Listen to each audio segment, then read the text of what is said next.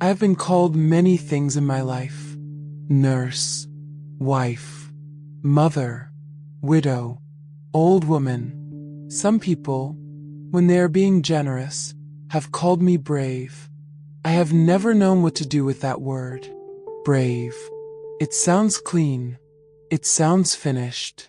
It sounds like something polished and framed and handed back to the world in one piece. But there was nothing clean about war, nothing finished about it either. And if I was ever brave, it was not in the way people mean when they say it now. It was not glory. It was not fearlessness. It was not some noble music swelling under a perfect sacrifice. No. If I was brave, it was only because there were boys bleeding in front of me, and I did not have the luxury of collapsing. That is different. People think the war ended for those of us who survived it. I used to let them think that. It made conversation easier. But the truth is much smaller, much uglier, and much harder to explain. I left the battlefield. I left the tents. I left the smell of smoke and blood and wet canvas and iodine. I crossed oceans. I returned home. I stood in kitchens and grocery stores and church pews. I made tea. I folded laundry. I raised children. I smiled when photographs demanded it. But some part of me never left that hospital. Even now, after all these years, if a metal tray falls hard enough in the next room, something ancient inside me still rises first. If I smell antiseptic too sharply, I am no longer here. If rain hits canvas in just the wrong rhythm, I am 23 again, covered to the elbows in someone else's blood, trying to decide who might still live and who has already begun leaving. There are faces I have forgotten. That is one of the great shames of age. Names fade. Dates loosen. Entire decades become dim around the edges. And yet there are some faces that remain untouched by time. Not because I loved them longest. Not because I knew them best. But because they died looking directly at me. One of them has stayed with me all my life. A young soldier. Barely more than a boy. Mud on his boots. Blood under my fingernails. A body too broken for the promise I made him.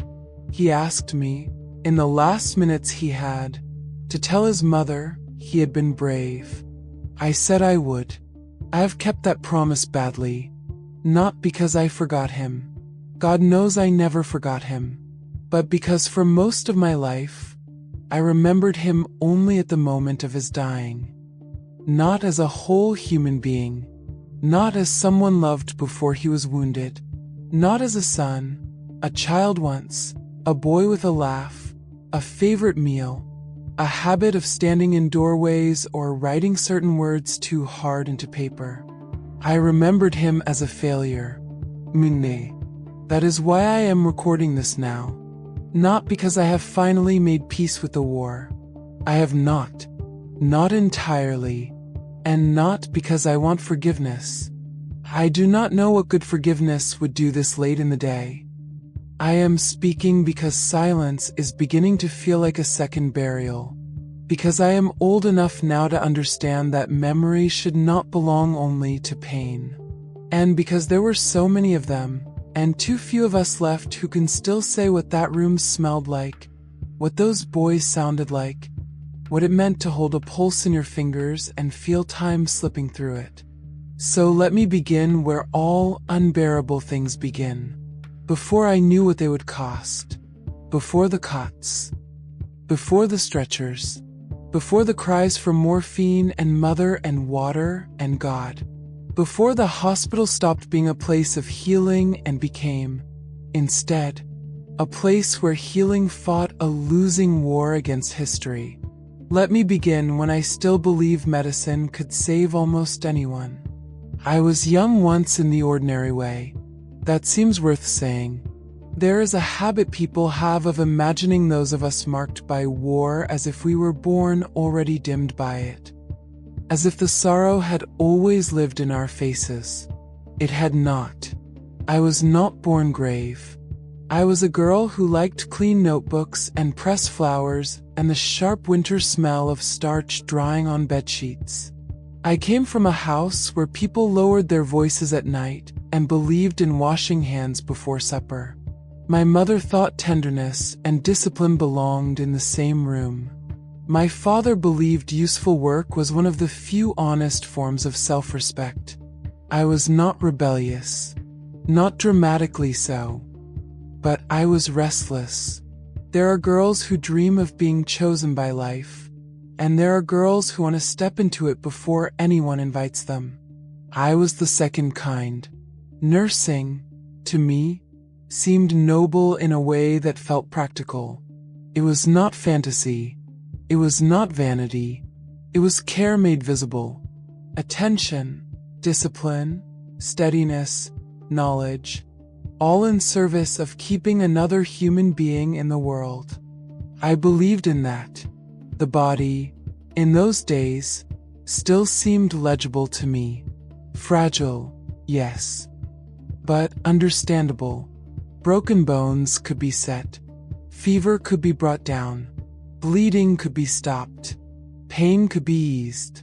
And where life could not be saved, dignity could still be protected. That was the moral architecture I entered adulthood with. I did not yet understand what would happen when more wounded men arrived than any system was built to hold. I did not understand that medicine under war is not only about healing. It is also about choosing. Choosing quickly. Choosing imperfectly. Choosing with too little time and not enough supplies and no clean separation between urgency and despair. When the war widened and reached into every ordinary life, nursing changed in the public imagination. It became service, duty, patriotism, necessity, and yes, those things were true. But if I am honest, my reasons were mixed, like most human reasons are. I wanted to help. That was real. I wanted to matter. That was real too. I wanted to step into the center of history and be useful there. I wanted to become someone larger than the girl who had memorized proper doses and practiced neat handwriting and thought competence might be enough to keep tragedy from the door. Competence is a beautiful thing. War devours it by the cartload. Training was not yet war, but it was the first narrowing. Long shifts. Instruction shouted over noise. Hands learning speed before the heart agreed to the pace. Bandages, tourniquets, injections, burns, shock, the practical grammar of injury. There is a difference between learning medicine in peace and learning it while the world is on fire. In peace, a body is a patient. In war, a body becomes a question. Can this one be saved? Can this one wait? Can this one survive transport? Can this one survive surgery? Can this one survive the next 10 minutes? Those questions began as lessons. Later they became reflex. Later still they became judgment, and judgment became burden. When I was first assigned near the front, I felt a kind of tight, disciplined fear. Not terror yet. Something cleaner. Something almost professional. I remember pressing my uniform smooth with both hands. I remember checking my supplies twice. I remember the way older nurses looked at the newer ones, not unkindly, but with an expression I would later come to know in myself. The look of someone who understands that another person is standing on the edge of an education no one would choose. The first convoy arrived at dusk. I remember that because dusk has never fully belonged to peace for me since. The trucks came in heavy with mud and men and noise. Engines coughing. Orders overlapping. Boots striking ground. A stretcher dropped too hard. Someone vomiting behind the tents. Someone already dead on arrival. Someone screaming before he was even fully unloaded. Someone else silent in a way that frightened me more. And the smell. No memory has ever matched smell for force. Mud. Fuel. Blood. Metallic and thick. Sweat gone sour with fear. Vetvool. Smoke in fabric. The medicinal sting of antiseptic trying, bravely and absurdly, to make all of it seem under control. That first night did not unfold so much as collapse forward. One body after another. Young faces gone gray with shock. Limbs broken, burned, torn. Skin opened in ways skin was never meant to open. Voices asking impossible things of us. Help me. Don't cut that. Am I dying? Where's my unit? Write to my mother. Can you tell me if my leg is still there? Don't let me go to sleep. Please. Please. I was trained, and I was useful, and I was completely unprepared. You can know the procedure, and still be unready for the human sound of pain. That is what people misunderstand about war hospitals. They imagine gore. Yes, there was gore. But the true assault was volume. The overwhelming accumulation of need. Pain layered upon pain until the room itself seemed to pulse with it. There were too many hands to hold. Too many wounds to clean. Too many names to hear clearly. Too many boys trying to be brave in voices that kept betraying the child still inside them. At first, every single one of them broke my heart a little. That could not last. No one can function if every injury lands at full force. So the mind adapts. That adaptation is not cruelty, though from the outside it may resemble it. It is survival. You begin to narrow your attention. One wound, one pulse, one tray, one instruction, one chart, one breath, one body at a time. You stop imagining their mothers. You stop imagining their childhood bedrooms. You stop asking yourself what they wanted to be before they became this. You stop, because if you do not stop, your hands will hesitate, and hesitation can kill just as efficiently as incompetence. That was the beginning of the split in me.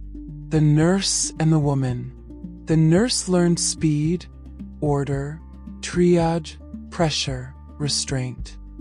The nurse could look at torn flesh and think first of clamps, gauze, blood loss, suture, shock, infection risk. The woman was still there somewhere underneath, but she had to be managed, put aside, delayed, stored. It is strange to become efficient around suffering. It feels like betrayal the first time you notice it.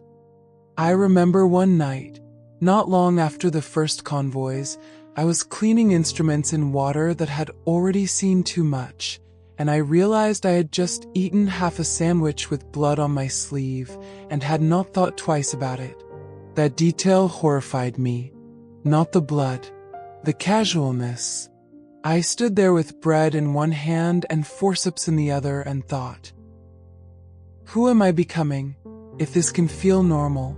The answer, of course, was simple and terrible. I was becoming someone who could remain standing. War rewards that kind of transformation while quietly ruining you for it. There were friendships among the nurses. There had to be. Shared labor forges intimacy quickly. We learned each other's threshold for exhaustion, panic, and tears. We passed instruments and cigarettes and glances that meant hold yourself together a little longer.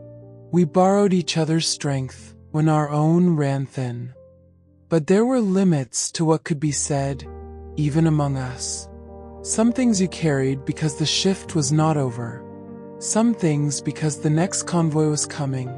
Some things because once language touched them, they would become too large to keep moving around. So we joked when we could. God, how people joke in places of suffering. There is no blacker humor than that born under fluorescent lamps and shell fire. Not because people become callous. Because laughter is one of the last tools left when control has already departed. Still, even in those early months, before the war fully settled into my bones, there were moments that bypassed all training. A boy with freckles asking if his face was still attached. A man clutching a photograph even while semi-conscious. Another apologizing for bleeding on me. One calling for his mother in a voice so young I had to turn away afterward. Not because I was disgusted, but because I suddenly saw him at 6 years old, feverish in a childhood bed, and nearly could not bear it. War does not only injure the body in front of you, it injures your imagination. After enough of it, your mind begins filling with scenes you never witnessed. Mothers at doors, sweethearts in kitchens, children waiting for letters. Home still intact somewhere while the bodies that belong to them are carried in by truckload. The hardest part was Tria. I have never forgiven war for turning care into ranking. Those who could wait. Those who could be saved with immediate intervention. Those too far gone. You learn to read skin tone, breathing, bleeding, pupils, responsiveness. You learn to decide with terrible speed where your hands might still alter the ending. And you learn, though no one says it so bluntly, that some people are already being surrendered while still conscious enough to look at you. That is where the moral injury begins. Not just in death, in selection, in the unbearable arithmetic of limited mercy. I got good at it. I hated that sentence even as I became its proof. I got good at telling, within seconds, who still belonged to hope and who had crossed quietly into probability's far side. My hands became steadier.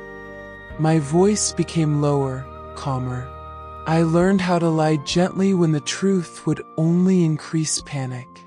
I learned how to hold a wrist and count a pulse while already understanding what the number meant. I learned how to speak to doctors in precise language and to dying boys in simpler ones. What I did not learn, what no one truly learns, is how to carry the ones who stay, because some stay, not in rows of graves or lists in archives. Not only there, they stay in your nervous system, in scent, in posture, in the involuntary tightening of the hand when linen wrinkles under your fingers just so. One of them arrived on an afternoon that had already gone wrong before he was brought in. The sky had the look of wet metal. The rain had come and gone in brief, hard bursts, turning everything outside into churned earth and slick boards and bad footing. We had been over capacity since morning. Not enough bandages. Not enough plasma. Not enough time. Never enough time. I was working at a pace that no longer felt human when they carried him in. He was young. I know that sounds insufficient, but youth is often the first and last fact one notices in war. He was young in the face. Not unshaven exactly, but not fully settled into manhood either.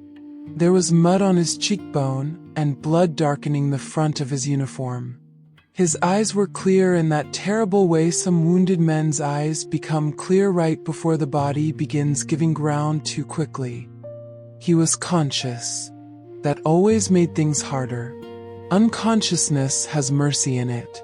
Consciousness asks questions. The medics were speaking fast. Abdominal wound. Heavy blood loss. Possible internal damage. Field dressing applied. Time uncertain. Pressure dropping. We moved him immediately.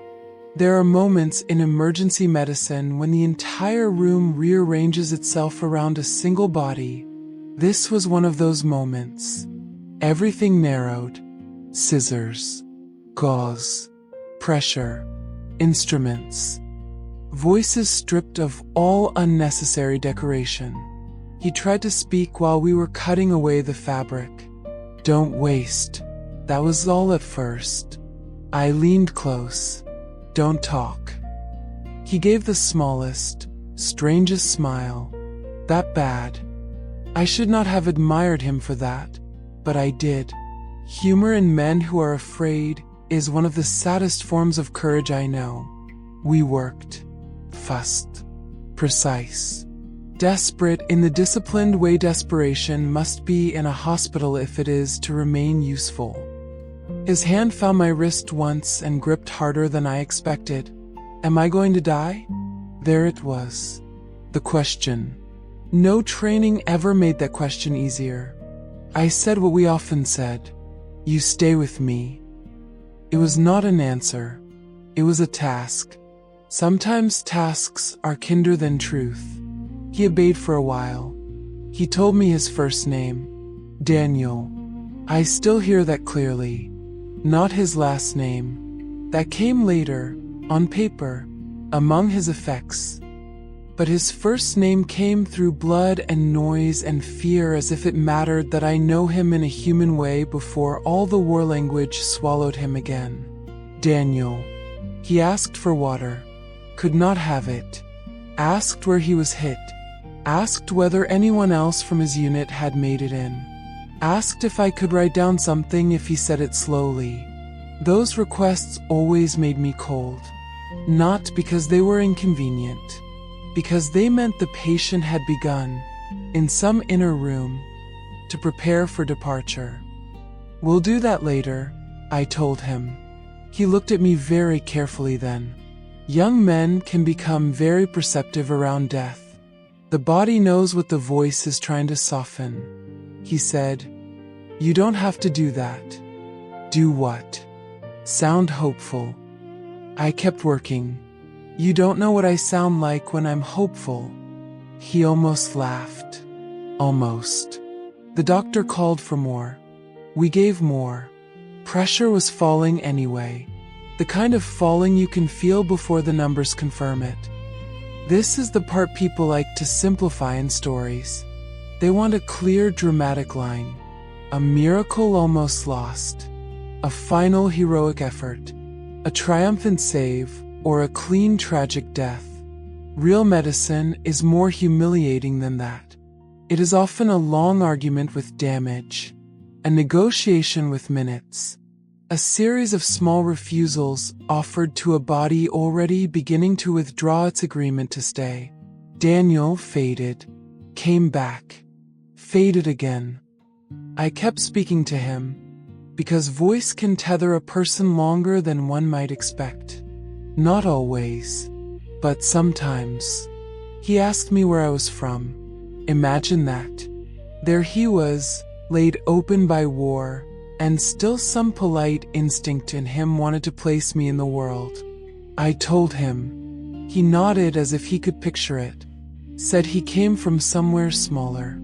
Said his mother made plum jam every autumn and lined the jars in the pantry by height because she liked the look of order.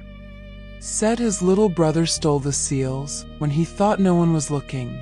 Said the kitchen always smelled sweet in October.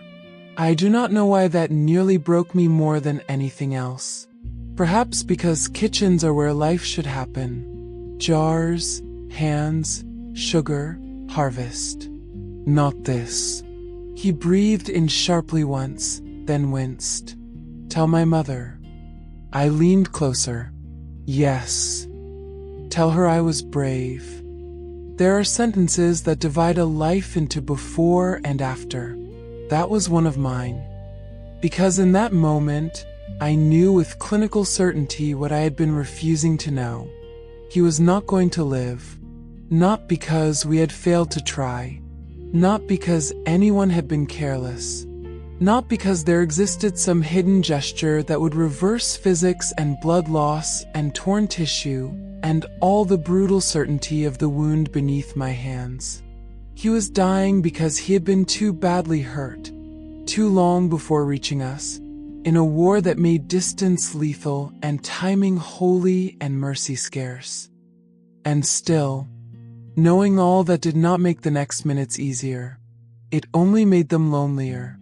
I took his hand, a thing we did when possible and when impossible too. I said, "I'll tell her." His eyes stayed on me. "Promise." "I promise." That is the danger of promises made in war. They are forged in sincerity and spent in inadequacy. He wanted to know if it hurt less when it happened. I asked, "When what happens?" He whispered, "The end." I could not answer that. No one should ask a stranger to answer that, and yet war asked it all the time. So I said, "You're not alone." Again, not an answer, but this time it was true. At least this time, it was true. His breathing changed. There is a threshold. Anyone who has sat near the dying knows it. The room does not change, and yet everything in it reorients. People move a little quieter. The body begins to look less inhabited even before it fully empties. I stayed with him. The doctor moved on when it was clear there was nothing left to alter. That is not cruelty either. That is wartime medicine. Another body waiting. Another wound still inside the circle of possibility. Another life not yet decided. But I stayed. He looked at me once more with an expression I have never been able to classify fully. Not fear. Not peace. Something like exhaustion mixed with trust. And then he was gone. No trumpet in the distance. No cinematic last swell. Just a room still full of work and one more body no longer requiring urgency. That is one of war's most terrible obscenities. Private catastrophe in public routine. You do not get to stop. You do not get to kneel beside every dead and let the scale of it enter you properly. You close the eyes if you can. You move the sheet. You wash your hands. You turn to the next stretcher. That day, I did exactly that. And for years afterward, I hated myself for it. Not because I should have kept working. I knew I should have. Other men were alive who might not remain so without attention. No, I hated myself because I had learned to continue. It felt like moral treason that competence could survive beside heartbreak. That evening, after the shift had blurred into night and the rain had started again, I found his personal effects. Identification, a folded photograph, a small prayer card, a letter not yet mailed. The photograph showed him standing beside a woman I took to be his mother and a younger boy who must have been the brother from the pantry story. They were outdoors. Bright day. All three squinting into sun. I remember touching the edge of the photograph with a hand still smelling of antiseptic and thinking, they have no idea. Right now, somewhere, perhaps at this very moment, they are still living in a world where he exists. That thought made me sit down very suddenly. A nurse I worked with, Eleanor, older than me, steadier in some ways, sadder in others, found me there. She looked at the photograph, then at me.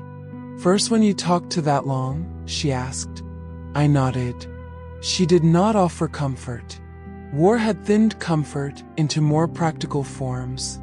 She simply said, "It doesn't get easier. You just learn where to put it." I asked her, "Where?"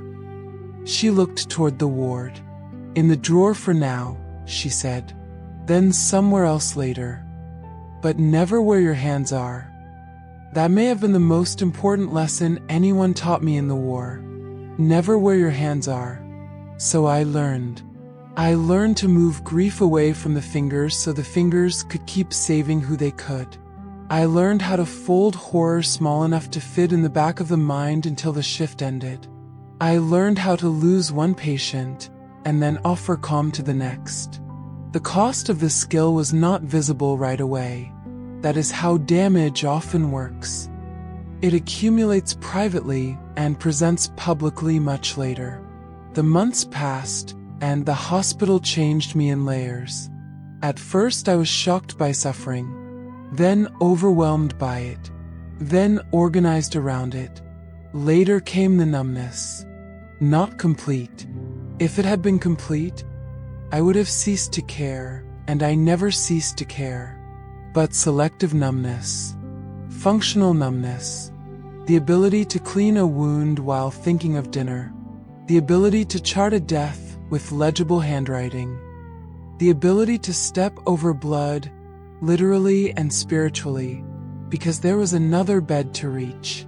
People hear that and imagine hardness. It was not hardness. It was rationing. Emotion on a battlefield is like morphine in a field hospital. If you spend it all at once, there is none left when agony arrives. So I became controlled. My voice steadied. My posture sharpened. My face learned restraint. The younger nurses began looking at me the way I had once looked at the older ones, with a mixture of admiration and fear, as if trying to guess what I had seen in order to become so composed. I wanted to tell them the truth.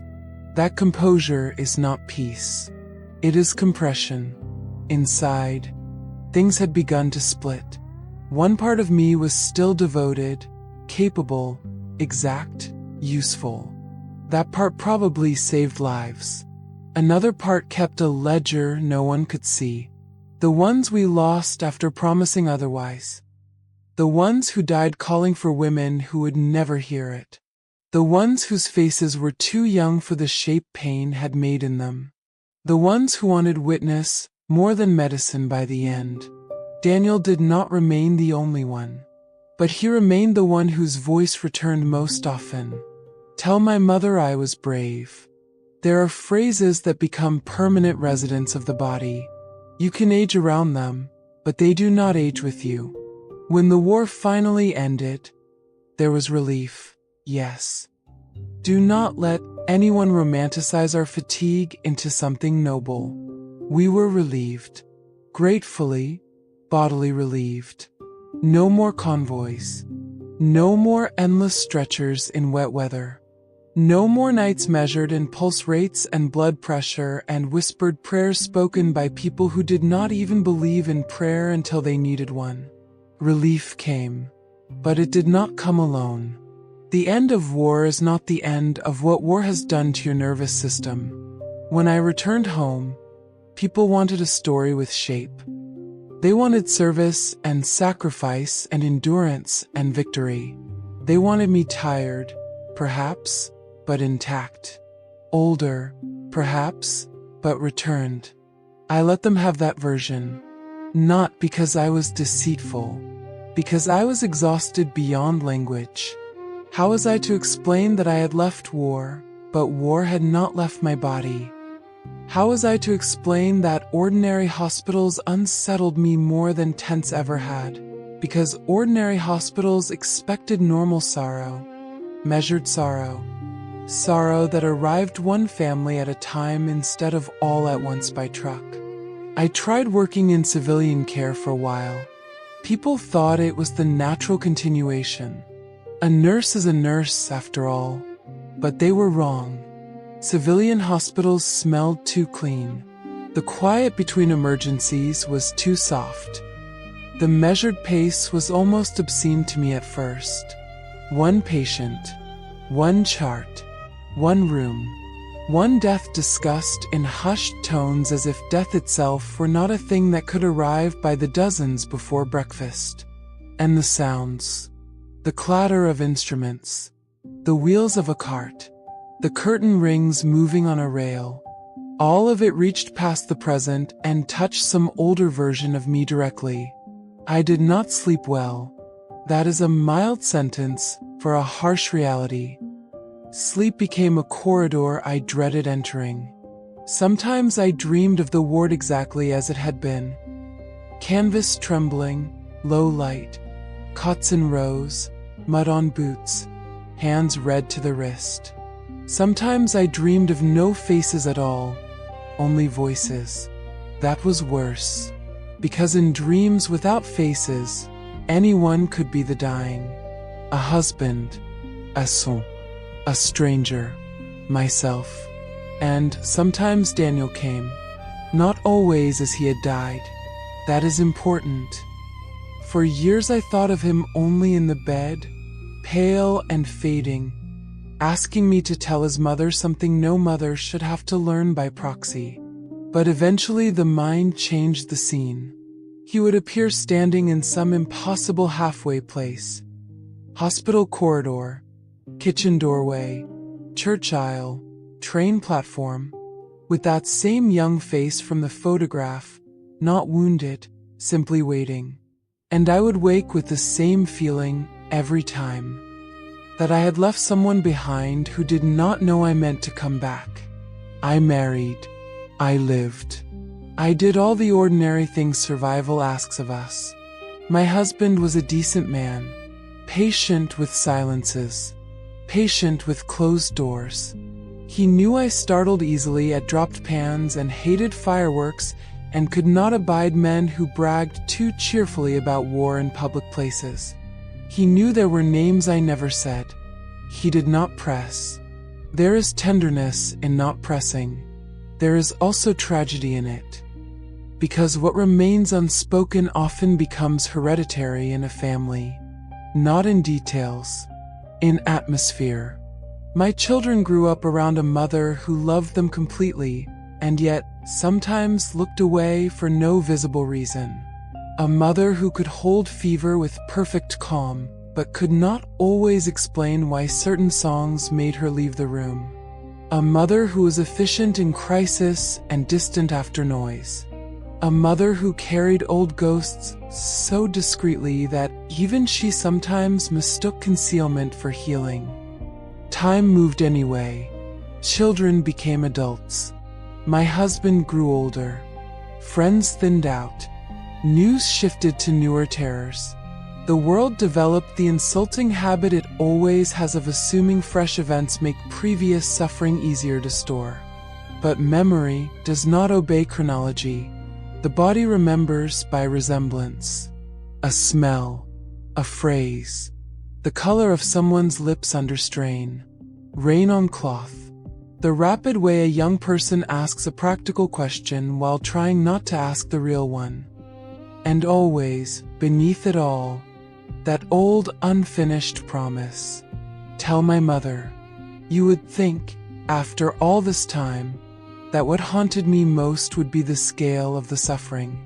But scale becomes abstract with distance. It is the individual moments that keep their teeth. A hand gripping your wrist. A boy trying to be courteous while dying. A photograph in your palm. The knowledge that your face may be the last face another human being sees on earth. What does that do to a person? I can tell you. It makes ordinary eye contact heavier for the rest of your life. There came a time, many years later, when I received a letter forwarded through channels so old and indirect I almost thought it must be a mistake. It was from Daniel's brother, grown now, of course. No longer the boy in the photograph. He had found papers after his mother died. Among them, my name. A note. A brief official record. The line about a nurse who stayed with Daniel at the end. He wrote to thank me. Thank me. I sat at the table with that letter for a very long time before I could read it straight through. He said his mother had held on to the belief that her son had not died alone. That this mattered to her more than any medal or formal wording ever could. He said she used to repeat the sentence whenever grief grew too sharp. There was a nurse with him. Someone kind was there. Someone kind. I wept then. Not elegantly. Not with any of the restraint age and practice had trained into me. I wept because he had reached toward gratitude while I had spent decades living under guilt. I wept because his mother had taken from the story what mercy she could find, while I had taken from it only failure. And I wept because even then, after all those years, I still had not told the story whole. I had not said who he was, only how he died. That letter sat in a drawer for a long time after that. Not hidden exactly, just deferred. There are truths one circles before entering. I entered them late. My husband died first. Quietly. Nothing like the war. One illness. One long goodbye. One house altered forever afterward. Widowhood has its own acoustics. The rooms become larger and smaller at once. Objects begin speaking in memory. You discover that grief in old age is less dramatic than in youth and more constant. I began sorting things. Not because I enjoyed it, because old people eventually understand that the living will otherwise be left to excavate us poorly. In a box at the back of a hall closet, under old linens and family photographs, I found what I had kept. The prayer card, the photograph, the copy of the letter, and now, Daniel's brother's reply. I had not laid them all out together in years. The photograph was faded, the corners soft, the mother's face still impossible to look at for very long. I was holding that little rectangle of paper when I realized something that should not have taken me a lifetime to understand. For all my guilt, for all my grief, for all my years of replaying that room, I had still allowed war to define Daniel by his wound, not by his life. I knew the angle of his fading breath better than I knew the sound of his healthy laugh. I knew the color that fear had made of him better than the sunlight in the photograph. I knew his final request better than the kitchen he had described with plum jam and jars lined in order. And that felt, suddenly and unmistakably, like another kind of loss. A preventable one. That was the day I bought the recorder. Not because I wanted an audience. I am too old for vanity and too tired for performance. I bought it because memory behaves differently when spoken. Because the voice can carry tenderness where the mind has stored only facts.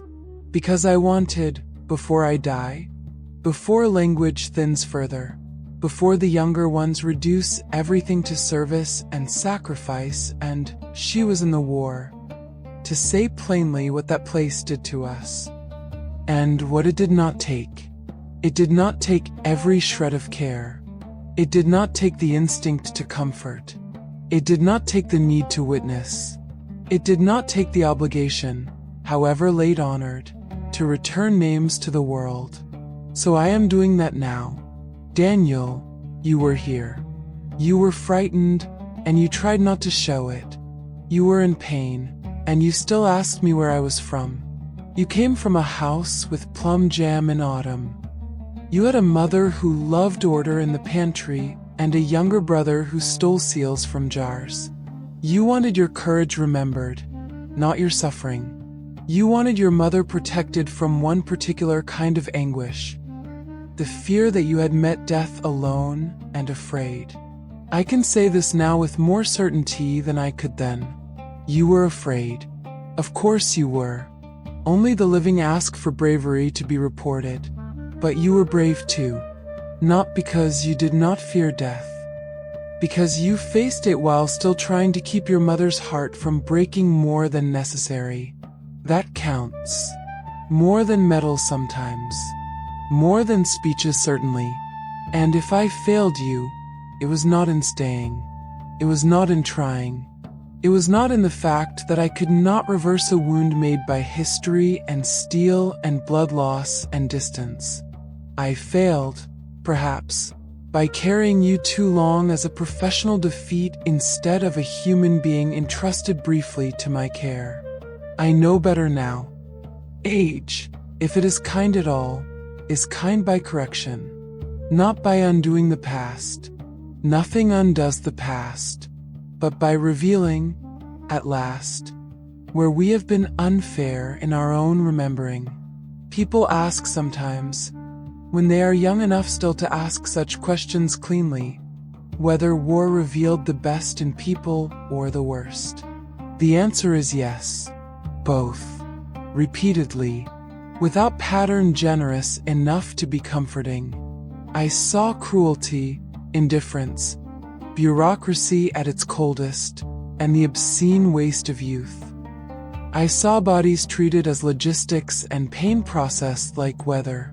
I also saw tenderness, so precise it could survive chaos. A nurse changing her gloves with shaking hands and going right back in. A surgeon falling asleep standing up between cases, then waking and continuing. A medic carrying a boy twice his weight through mud. A dying man asking not for himself, but for a message to reach home. War shrinks the world and clarifies it. Then, if you survive, peacetime expands the world again but never fully restores the innocence of that earlier confusion. After war, I could never again believe that hospitals are simply places of healing. They are places where human beings bargain with fate using training, fabric, steel, chemistry, touch, and time. Sometimes they win. Sometimes they witness. Sometimes witnessing is all that remains, and people underestimate how sacred that can be. To be the last pair of eyes, the last voice, the last steady hand, the last person to know a name before paperwork swallows it. That is not nothing. It is not enough either, but it is not nothing.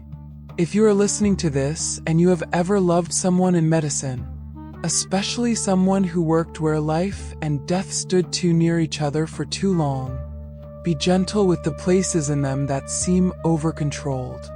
Some of us became calm because panic would have made us useless. Some of us became efficient because grief could not be afforded in real time. Some of us went on living as if competence could substitute for peace. It cannot, but it can keep others alive long enough to discover peace for themselves.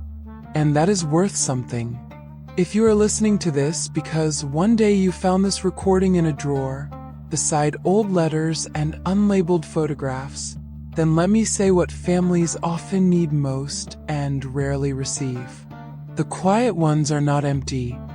They are crowded with voices, requests, unfinished prayers, remembered hands, and all the things they once had to put away so their own hands would keep working. I was one of those. I was a good nurse, I think. I was not always an easy mother. I was not always an easy wife. I was not always fair to my own heart. But I stayed. In the ward, I stayed. At the bedside, I stayed. In life, I stayed too, even when parts of me remained elsewhere. Perhaps that is all survival really is.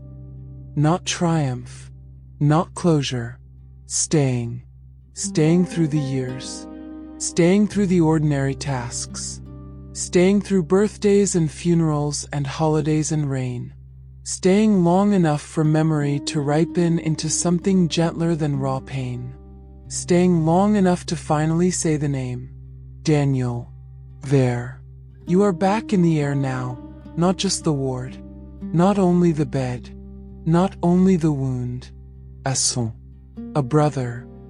A young man from a small place with plum jam in the pantry and order on the shelves, and a mother who loved you before any country ever named you useful. You asked me to tell her you were brave. I believe now that you were. And I believe I was too.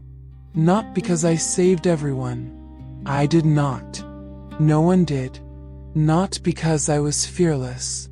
I was afraid often. And not because I came through the war untouched enough to tell the story cleanly. I did not. If I was brave, it was in smaller ways. I kept my hands where they needed to be. I answered when boys called out. I stayed with the dying when possible. I carried what I could.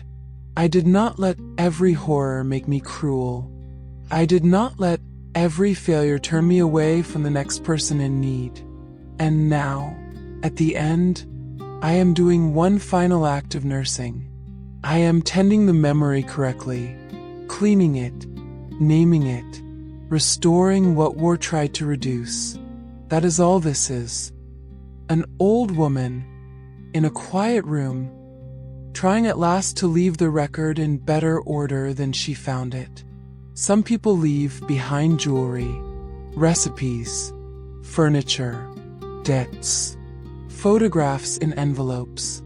I leave this, a testimony, not to victory, not to history with a capital letter, not to flags or speeches or the sort of courage that makes good monuments. I leave witness. I leave the sound of one person saying, "They were here. They hurt. They hoped. They feared. They asked for their mothers. They apologized for bleeding. They tried to joke while dying. They were more than their wounds. And those of us who remained were changed forever by the task of seeing them go. I do not know how much time I have left. Enough for this, I hope. Enough to speak without rushing. Enough to put down what I carried too privately for too long. When I am gone, there will be fewer people left who remember war this way. Not as strategy, not as timeline, but as pulse and pressure and wet bandages and the moral exhaustion of deciding who still belongs to urgency. That, too, is why I speak. Because the dead deserve accuracy. Because the living deserve context. Because silence may preserve survival, but speech restores humanity. And because one day, many years ago, a dying boy looked at me and said, "Promise, I am very late, but I am keeping it now."